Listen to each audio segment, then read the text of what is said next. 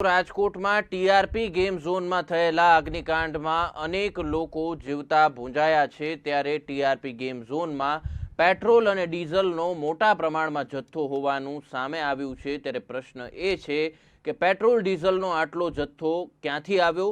શું અગ્નિકાંડમાં પુરવઠા વિભાગની બેદરકારી કહી શકાય? તેવા અનેક પ્રશ્નો હાલ ચોક્કસપણે ઉપસ્થિત થઈ રહ્યા છે। જો વાત કરવામાં આવે તો અતિ જ્વલનશીલ પદાર્થ કહી શકાય એવા પેટ્રોલ ડીઝલ કે જેનો મર્યાદિત માત્રામાં જથ્થો રાખવાની ક્યાંક ને ક્યાંક પરવાનગી હોય છે અને તેની પણ મંજૂરી લેવી પડતી હોય છે, પરંતુ થોડીક જ મિનિટમાં જે સમગ્ર ટીઆરપી ગેમ ઝોન છે તે આગમાં લપેટાઈ ગયું તેનું સૌથી મહત્વનું કારણ એ છે કે ત્યાં ટાયર સહિત આ પ્રકારના જ્વલનશીલ પદાર્થો હતા। ત્યારે આ જ અંગે વધુ વિગત સાથે અમારા સંવાદદાતા વિપુલ પરમાર હાલ લાઈવ જોડાઈ ચૂક્યા છે। વિપુલ, જે પ્રમાણે વાત કરવામાં આવે ખૂબ જ થોડી મિનિટમાં જ સમગ્ર ટીઆરપી ગેમ ઝોન આગની ઝપેટમાં આવી ગયું, તેનું એક મહત્વનું કારણ એ પણ હતું કે આટલા બધા મોટા પ્રમાણમાં પેટ્રોલ અને ડીઝલનો જથ્થો ત્યાં હતો, તો શું પુરવઠા વિભાગની મંજૂરી લેવામાં આવી હતી કે ક્યાંક તેની પણ સિન્ડિકેટ હોય તેવું શંકા વ્યક્ત કરાઈ છે? શું છે વધુ વિગત?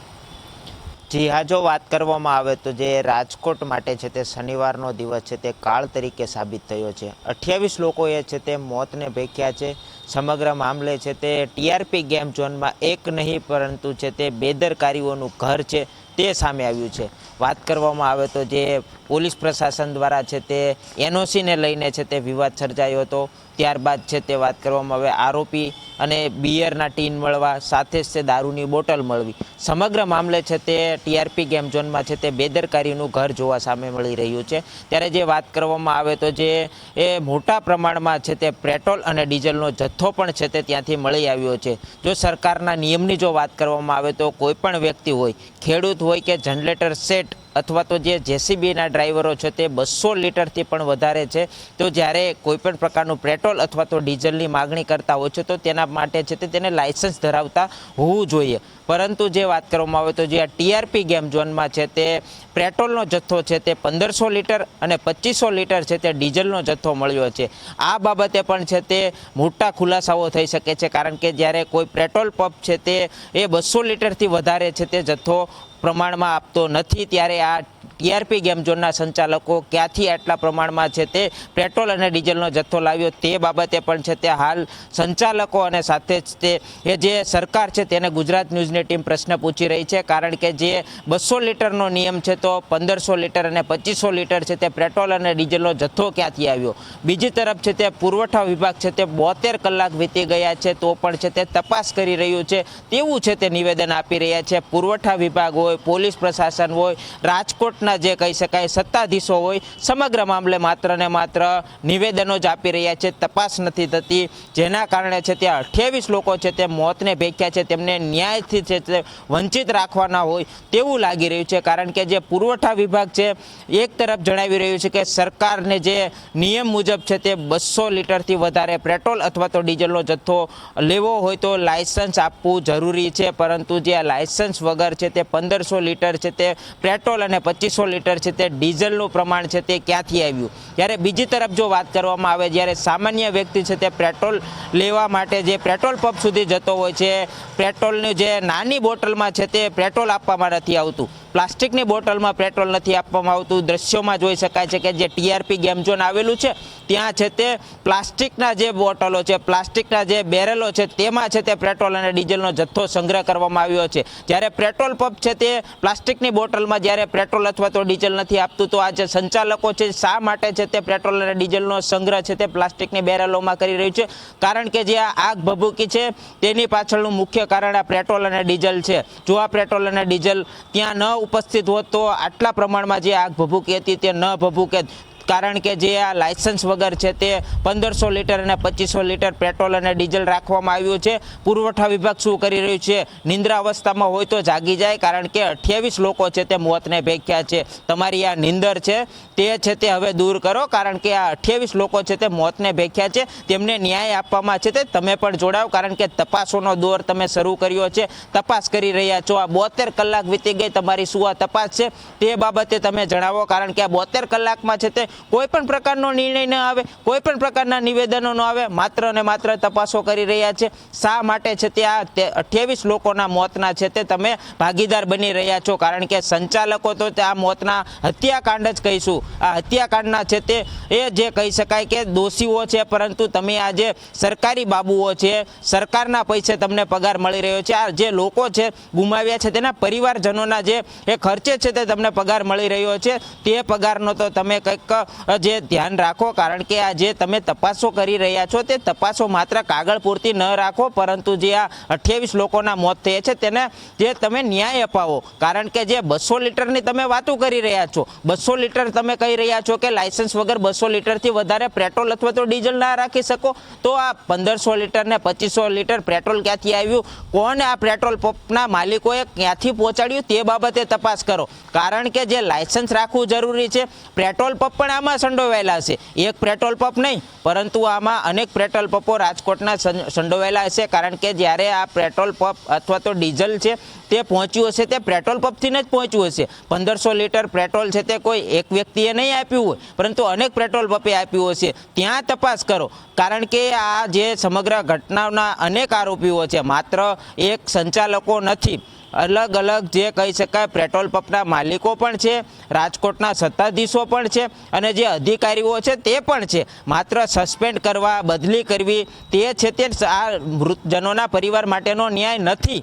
પરંતુ જે આ લોકોને ન્યાય આપવા માટે તમે જે તપાસનો દોર કર્યો છે, માત્ર ને માત્ર તપાસોની ગેમ ન રમો. 28 લોકોના જે મોત થયા છે તેના છે તે તમે જે કહી શકાય કે જેટલો પણ સહયોગ કરી શકો, માત્ર ને માત્ર 72 કલાક વીતી છે, તપાસ કરી રહ્યા છો. એક પેટ્રોલ પંપની તપાસ કરો, 2 પેટ્રોલ પંપની તપાસ કરો, પરંતુ રાજકોટમાં તો આવા અનેક પેટ્રોલ પંપો છે કે જે લાયસન્સ ન ધરાવતા હોય તેવા વ્યક્તિઓને પેટ્રોલ આપી રહ્યા છે. ખેડૂત હોય, જનરેટરનો સેટ રાખતા હોય, મેડિકલ જે એસોસિએશન હોય તેને, અથવા તો જે હોસ્પિટલમાં હોય, 200 લીટર પેટ્રોલ તમે આપી શકો તેવો પુરવઠા વિભાગનો જ એક પરિપત્ર છે અને નિયમ છે. અથવા તો જ્યારે વધારે જોતું હોય તો 200 લીટરથી જ્યારે પેટ્રોલ અથવા ડીઝલ જોતું હોય તો લાયસન્સ હોવું જરૂરી છે. આ જે 4 વર્ષથી ટીઆરપી ગેમ ઝોનમાં જે સંચાલકો છે તે આ પોતે જે બાળકોના મોતને ઘાટ ઉતાર્યા છે, 4 વર્ષથી ચાલી રહ્યું હતું. પુરવઠા વિભાગ શું કરી રહ્યું હતું તે બાબતે ગુજરાત ન્યૂઝ પ્રશ્ન ઉઠાવી રહ્યું છે. કારણ કે 4 વર્ષથી માત્ર એનઓસીનો પ્રશ્ન નથી.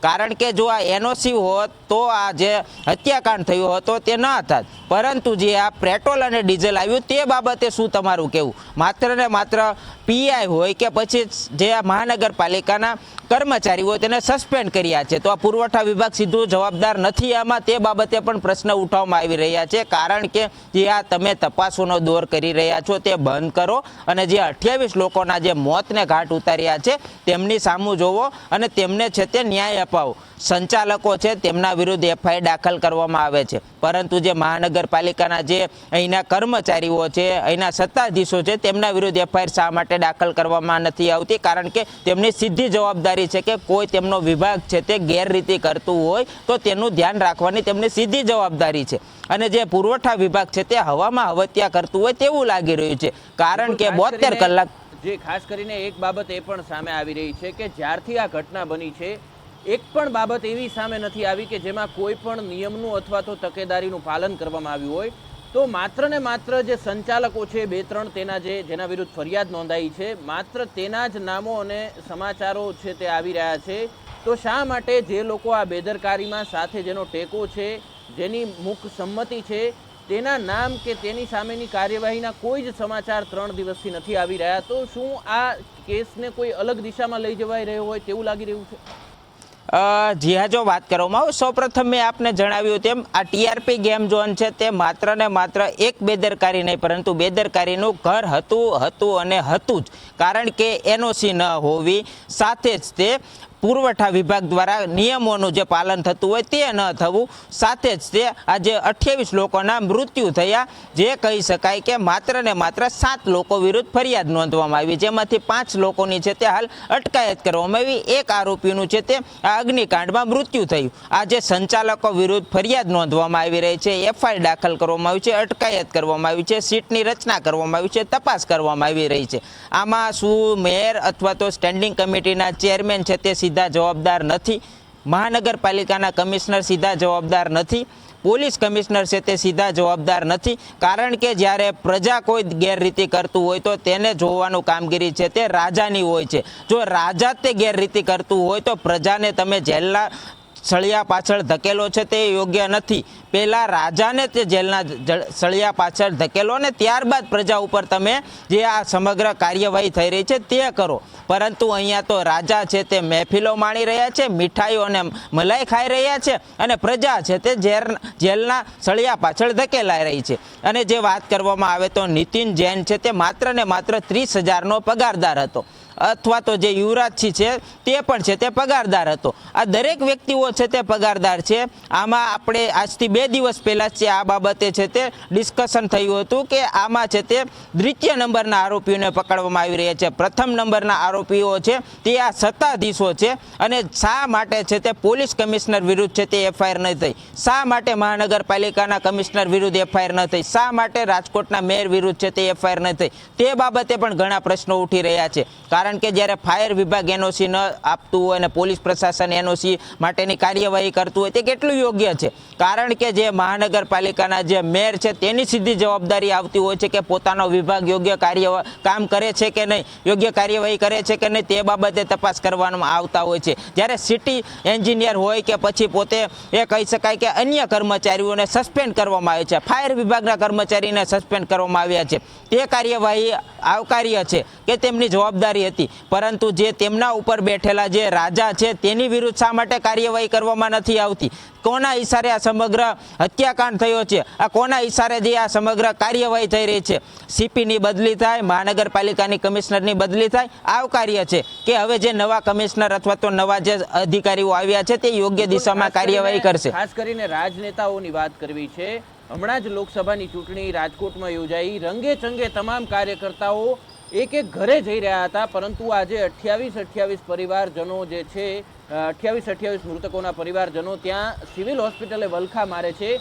આ રાજનેતાઓ, આ પક્ષોના કાર્યકર્તાઓ ક્યાંય દેખાતા નથી. શું એમની ફરજ નથી બનતી કે આ તમામ લોકો જે સામાન્ય છે તેમના માટે વ્યવસ્થાઓ કરવામાં આવે, તેમને સાંત્વના આપવામાં આવે, ત્યાં તેમની પાસે રોકાવામાં આવે? માત્ર આંટો મારીને જતા રહે છે. તો ટોળાઓ જે જોવા મળતા હતા રાજકીય પક્ષોના કાર્યકર્તાઓના, હોદ્દેદારોના, તે ક્યાં સંકલન સાધી રહ્યા છે?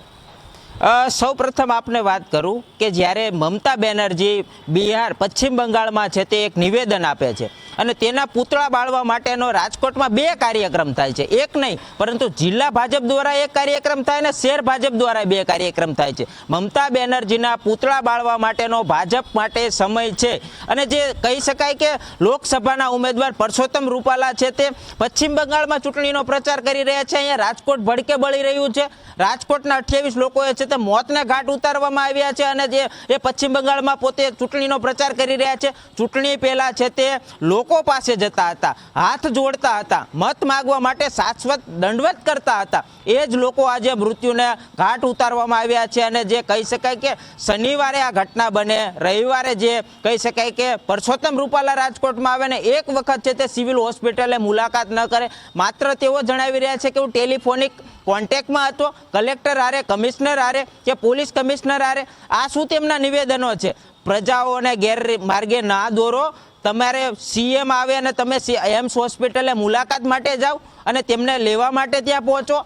તે કેવો નિર્ણય છે કે જે સીએમ આવી રહ્યા છે તેમના માટે સમય છે? આ જે 28 લોકોના પરિવારજનોએ પોતાના સ્નેહીઓ ગુમાવ્યા છે, પોતાના ઘરના માળાઓ વિખાયા છે, તે બાળકો, તે પરિવારને મળવા માટે જે રૂપાલાને સમય નથી, પરંતુ જે આ સીએમ આવી રહ્યા છે તેને મળવા માટેનો સમય છે. એ કેવો નિર્ણય છે? ચૂંટણી પહેલાં છે તે તેઓ મત માગવા માટે લોકોના એક લોકોના ઘરે જતા હતા, શાશ્વત દંડવત કરતા હતા, પરંતુ જે આ 28 લોકોના પરિવારમાંથી એક પણ પરિવાર સુધી છે તે તેઓ પહોંચ્યા નથી. અરે એ શું વાત કરવામાં આવે? સિવિલ હોસ્પિટલ ખાતે 2 દિવસથી તો તડકાના પરિવારજનો બેઠેલા છે. એક પણ મંડપ નથી લગાવવામાં આવ્યો, કોઈ પણ પ્રકારની પંખાની સુવિધા નથી, પાણીની સુવિધા નથી કરવામાં આવી. અરે ભાજપની સરકાર દ્વારા જે આ અલગ અલગ કાર્યક્રમો વિરોધ માટે તો ઘણા કરવામાં આવી રહ્યા છે આ પરિવારજનો માટે. કારણ કે ચૂંટણી પતી ગઈ, મત માગી લીધા, સરકાર તો આપણી જ છે તેવું ઈચ્છી રહ્યા છો. આ પ્રજા તમને આ જે સરકાર બનાવે છે ને, પ્રજા તે તમને સરકારમાંથી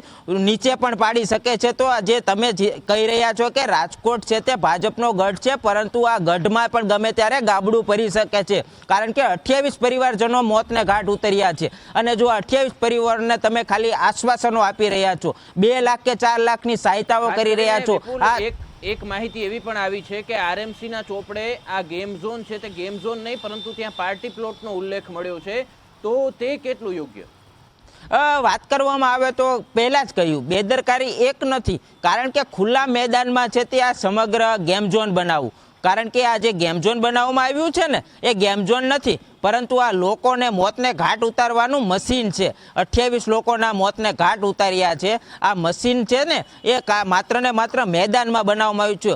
હાલ પણ કાટમાળ જોઈ શકાય છે કે એક પણ પ્રકારનું બાંધકામ નહીં, માત્ર ને માત્ર પતરાના શેડ ઉપર આ સમગ્ર જે શેડ છે ને તે ઘડવામાં આવ્યો હતો. અને જે ટાઉન પ્લાનિંગ શાખાના અધિકારીઓ જ્યારે કોઈ અન્ય વ્યક્તિ ઝૂંપડું નાનું અમતું બાંધે ને તો મહાનગરપાલિકાનું જીસીબી ફરતું હોય છે, પરંતુ આમને તો મલાઈ ખાવાનો શોખ છે, હપ્તા લેવાનો શોખ છે. હપ્તા મળે એટલે તમે ગમે ત્યાં છે મેદાનમાં પણ છે પોતાનું ઘર ઊભું કરી શકો, સરકારી જમીન ઉપર પણ પોતાનું ઘર ઊભું કરી શકો, પરંતુ જ્યારે સામાન્ય વ્યક્તિ પોતે ઝૂંપડું ઊભું કર્યું હોય ને તે હપ્તો ન પહોંચાડે ને તો બીજા દિવસે આરએમસીનું બુલડોઝર છે ને તેના ઝૂંપડા ઉપર ફરી વળતું હોય છે. જ્યારે નિયમ મુજબ છે તે ત્યાં એક કહી શકાય કે પાર્ટી પ્લોટ નું જે કહી શકાય કે એ ઉચ્ચારણ કરવામાં આવ્યું હોય, પરંતુ ત્યાં આવડો મોટો 4 વર્ષથી સૌરાષ્ટ્રનો મોટામાં મોટો ટીઆરપી ગેમ ઝોન ચાલતો હોય, અધિકારીઓ છે તે ત્યાં જતા હોય. શા માટે સિટી શાખાના એન્જિનિયરે કહ્યું છે કે તેનું નિવેદન પણ એવું હતું કે જે